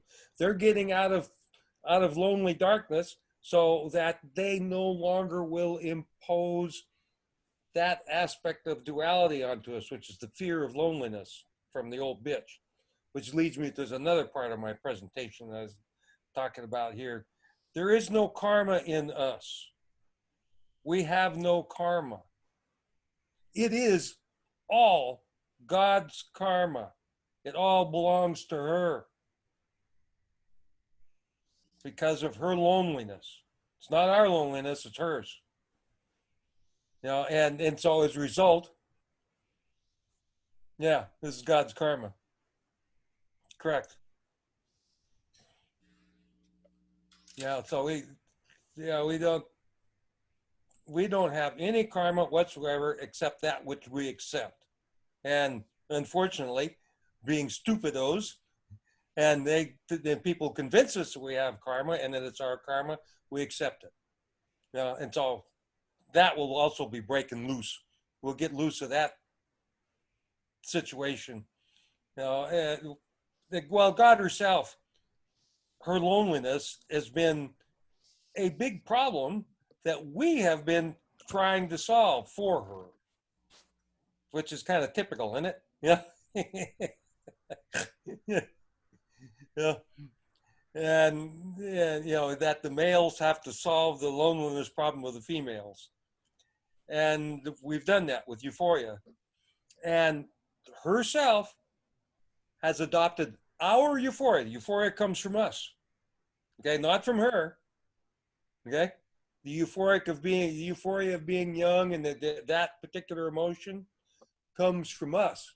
She has adopted it and imposed it upon the void, upon the gap. And the way that you know that for a fact is that out of capacitance, out of all these capacitance fields, comes euphoria. Okay, that's only been recent in the last few decades that it started happening. Okay, or euphoria comes out the gap, and so a proof of that is that Rego found a way of putting diodes together that, diodes are PN transfer, positive, negative, that's it, or NP, whichever, the transistors, all three of them, and there was a diode just positive, negative. And he puts a bunch of diodes together, runs a little bit of energy through them, and it creates an orgone field. So Jim, the really cool thing about that technology is that you can add information, you can put information into those diodes, which get installed right into your subconscious. Yeah. You talk about a learning machine, there it is right there. And a subconscious paddle, if you will, mechanism for changing the information in our subconscious. We have it now. And the where is it? The link about the dream machine. In that link about the dream machine is these various technologies for the diodes, and on top of that, the intention repeater from Tom Sweet in San Antonio. You got to be able to change anything about any human body with that technology. And you add it to the dream machine. The reason we add it to the dream machine is, first of all, to retain our memories. You go into the dream machine, if you don't intend to retain your memories, you won't, because they'll get expunged by euphoria, which is its job. That's its job, is to get rid of memories, because all memories portend the future. And if you have a memory and a future, then in between you have the shit show, hive mind shit show. All memories are little dog turds that lead to a shit show. And then good, bad memory, then any kind of memory, not good. All right, let me see here.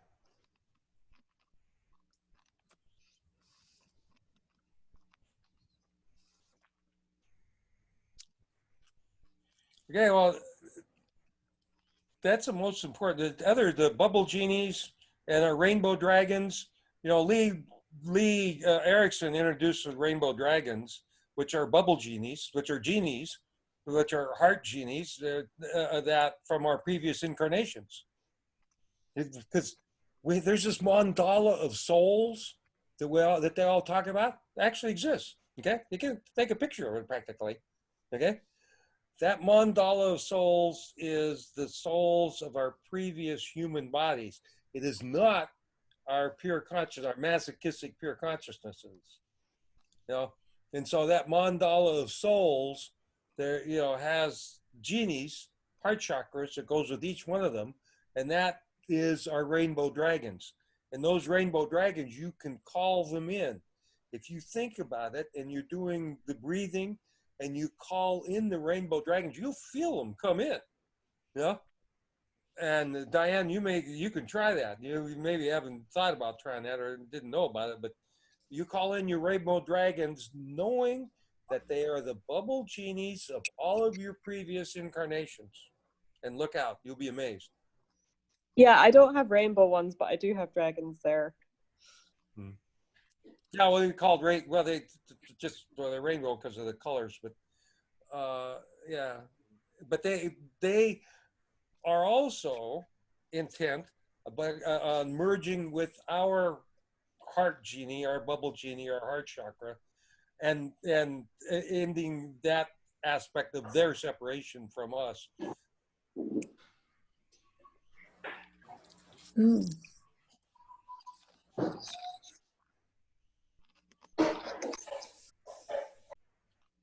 Anyway, did anybody have any questions?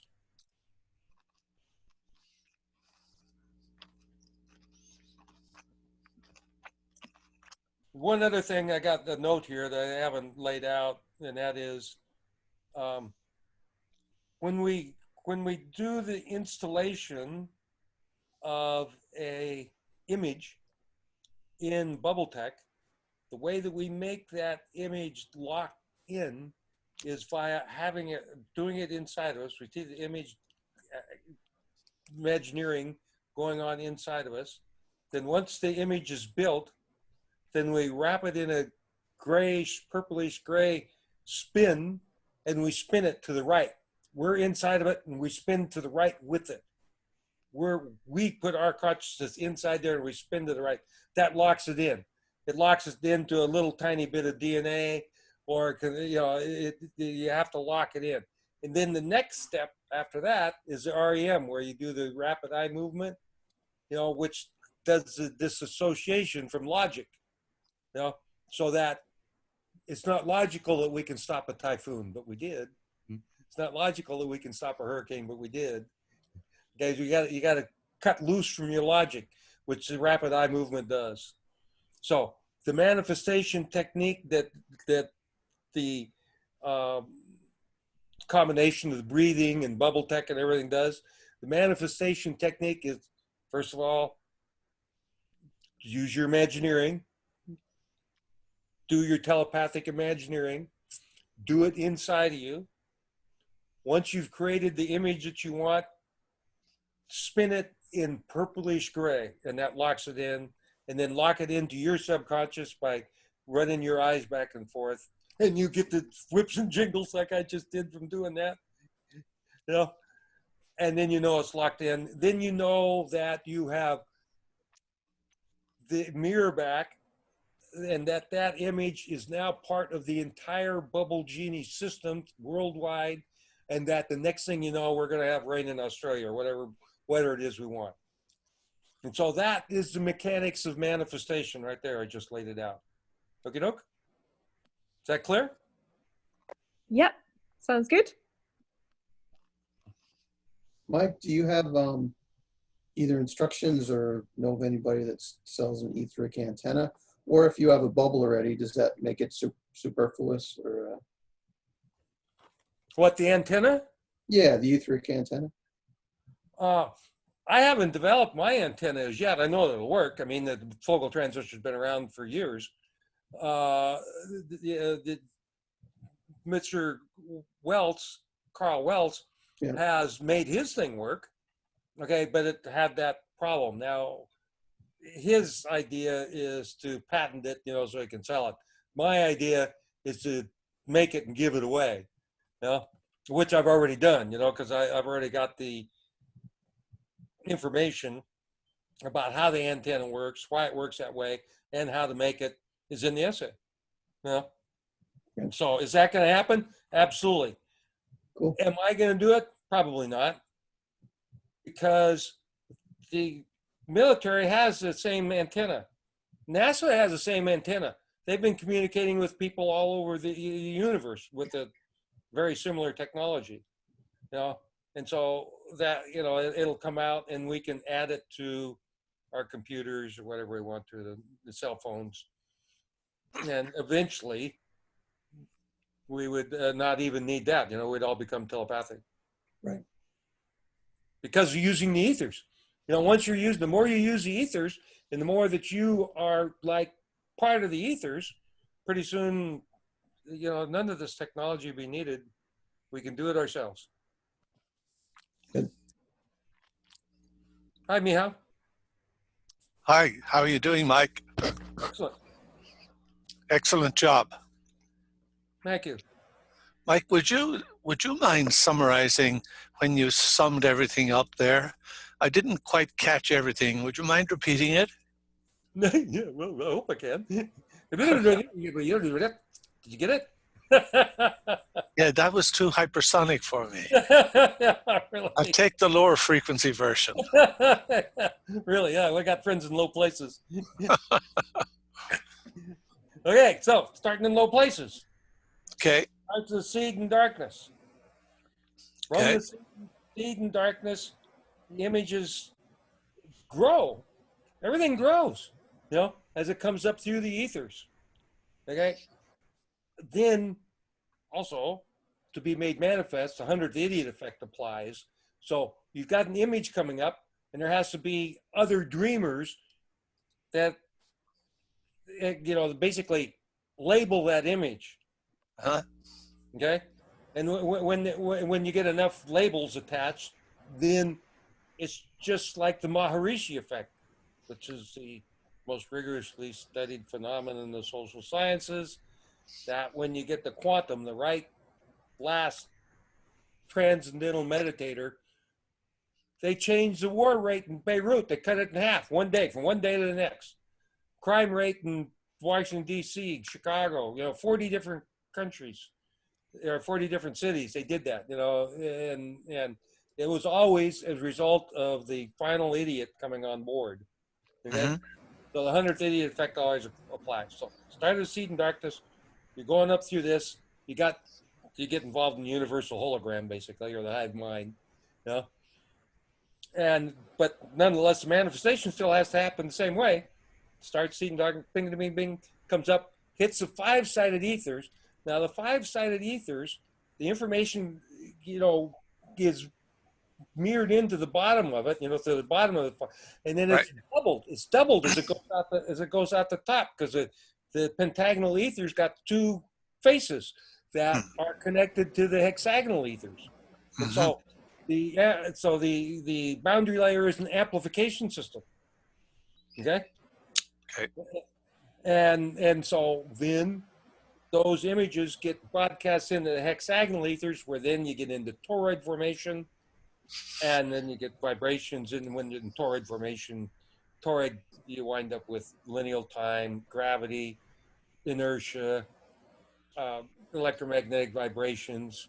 All of the properties of 3D come about due to toroid formation.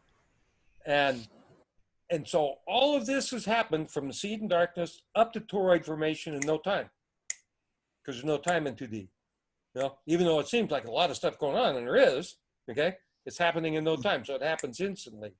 So we go every microsecond. This whole same sequence of events happens for everything you see. It has to do it like that.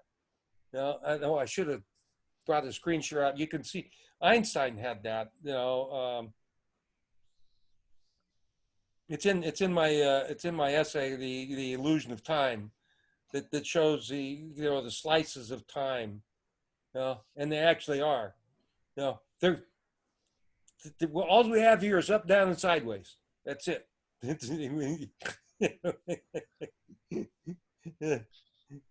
Everything else is just an illusion. Well, the whole thing's an illusion. I mean, the Maya, you know, of course, you know, although, you know, everything's going on there, time and space don't exist, everything's going inside of our head. Okay, well, what about these physical bodies and all this physical stuff that's around us? You know, what's going on with it? You know, how is it not just etheric? How is it not just a holodeck? Okay, why can't we just walk through it? It doesn't actually exist, okay? But nonetheless, it does. All right, so then there must be a reality outside of us and not just the non-reality inside of us. Yeah. But fortunately, yeah, go ahead, Diane.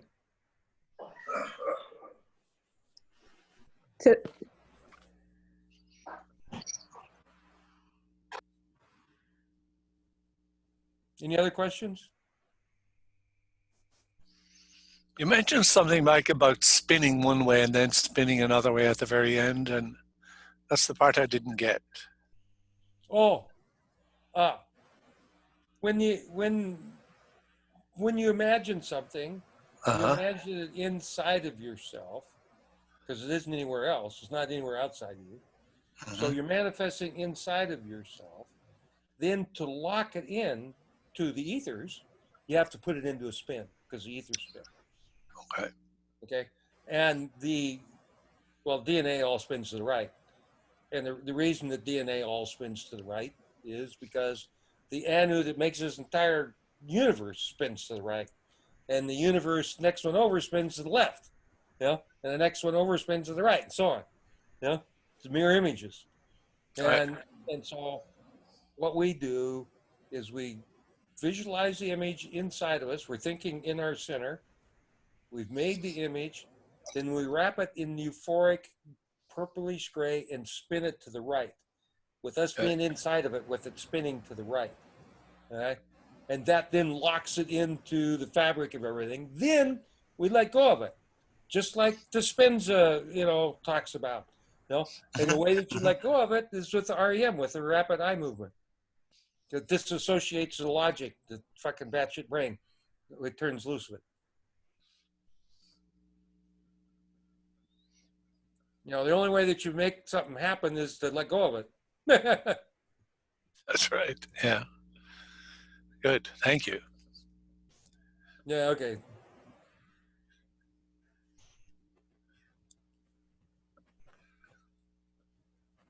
Yeah, and that's with everything. It starts with seed in darkness. So we make our own seed, we wrap it up in a euphoric blanket, and that makes it manifest. Mm-hmm.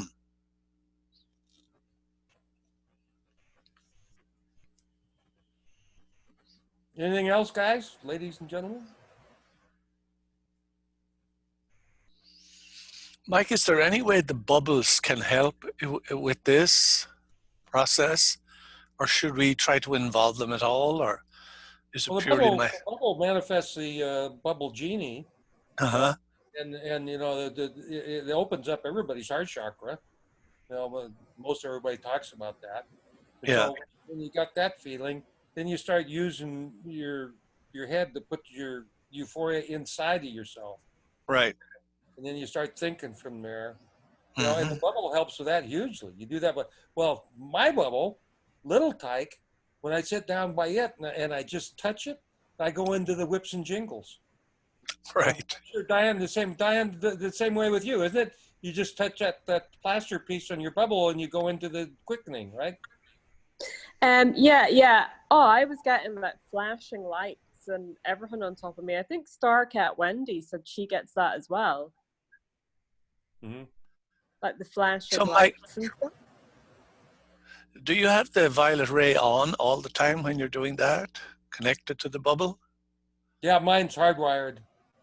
Oh, it's hardwired in, so it's always on. Okay. Yeah. I got 3 of them, 4 of them running all around me. You know? Excellent. Yeah. It's probably why my computers don't work. That's a big factor in it, I would say.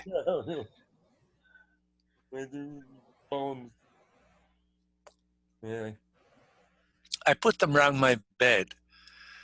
I have three in a triangular formation around my bed, plus the Genesa crystal up in the ceiling.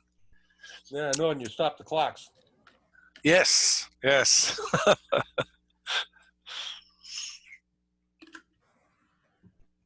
Yeah, which is a property of the Grebennikov cavity structure effect, is stopping the clocks. Was that right? Oh, Yeah. So anyway, we know that we'll be flying pretty quick. good. On That's flying great. platforms, right? Good. Thank you. Welcome. Well, I don't have anything else unless anybody's got any more questions.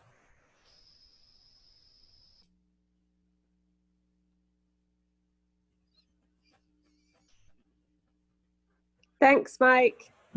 Remember, the prize is supreme and it's not logical. I will. Okay. Thank you so much, Mike. A great, great presentation. Well done. Well done. Cheers, Mike. Thank you so much. Thank you, Mike. Cheers. Good night, everyone. Thanks for all the answering questions for me. No more questions? Hey, Mike. I had an idea for the lenses. You need to speak to Philip Smith. The multi-dimensional, the multi-dimensional lenses. Multi-dimensional lenders? Lenses. Lenses. Lenses. Yeah. Yeah, those are the reverse lenses. Yeah. Where they're convex instead of concave, or concave instead of convex. Polarized. Yeah, right. Well, they're opposite of polarization. They fuzz everything out. You know, and that's what we find in spiritual technology. Well, in 2D, you don't have hard edges of things. Everything's fuzzy. Yeah. And that's where you want to be. That, you know, and it's easy to get not logical there.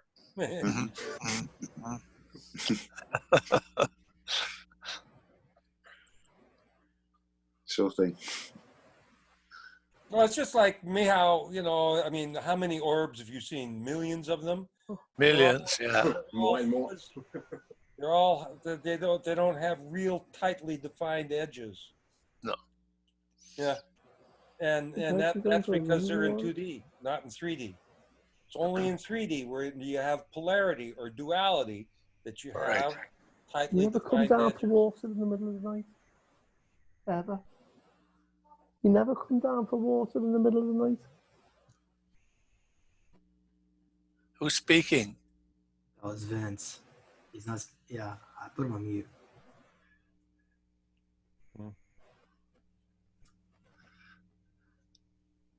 So did you record this, Jim? Yeah, I can stop recording. You're ready. We're done. Yeah.